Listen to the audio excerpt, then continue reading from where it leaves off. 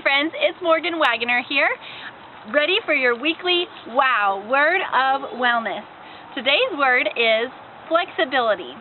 And flexibility in our mind and our spirit are going to look something like the growth mindset, always being willing and ready to learn.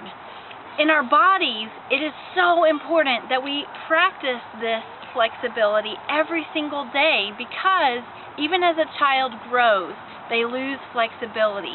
Even as we build strength in our bodies, we have a tendency to lose flexibility as our muscles shorten.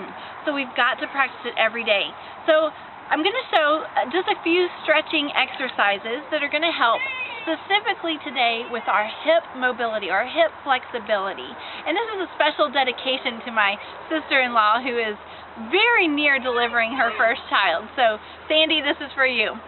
So starting out, we're going to do some crescent knees. Now I'm going to demonstrate everything on one side, and we're going to go, I'm going to back up just a little bit, inside crescent knee, in to out. Everything I do on the right, you need to do on both sides, but for the sake of time, I'm just going to demonstrate on one side. Then we're going to switch out to in. This is something you can do every 45 minutes if you work at a desk. Stand, do some marching in place, then move to a crescent knee. And then we're going to take this same leg straight back into a lunge, hip width apart, so you're not on a balance beam, you're hip width apart like a railroad tracks. Nice tall spine, shoulders back and down and relax. Pushing your hips forward, stretching your hip flexor. From here, then we're going to take it down to a runner's lunge, letting your hips sink towards the ground. Breathing deeply. Grab your shoelaces, gently pushing out with your knee. You're on your knee with your elbow. 5 hip circles each direction.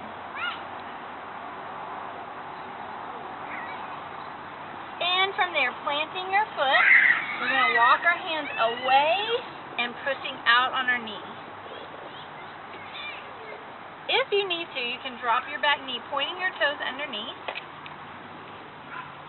And then walking your fingertips across, reaching all the way across. Coming back to center. From here, we're going to lift our back knee, and we're going to do 5 Arkansas. Big steps. This is going to help us get to the other side. Now, Sandy may not want to jump right now, so you just step back and switch your feet. Okay? So from here, you'll do the same thing on the other side. Another progression from here is to take your knee in between your hands, bringing your heel across your hip, sitting nice and tall into what's called pigeon. And you can take your hands out as far as you can, or you can stay nice and tall, mostly concentrating on relaxing your hips, just like when you were kids and you were pretending to do the split. Very good.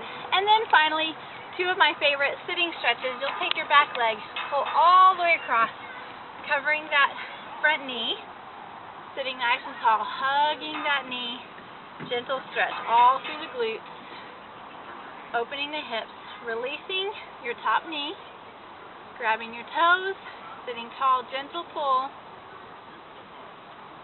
And finally, from here, taking your bottom leg, keeping your foot on top of your knee, and pulling back. And you can do the same thing sitting tall or laying all the way back on your back, grabbing behind your knee, and gentle pull towards your chest. Make sure you do both sides. I look forward to seeing you again next week. Abundant blessings. Peace out. Morgan Waggoner.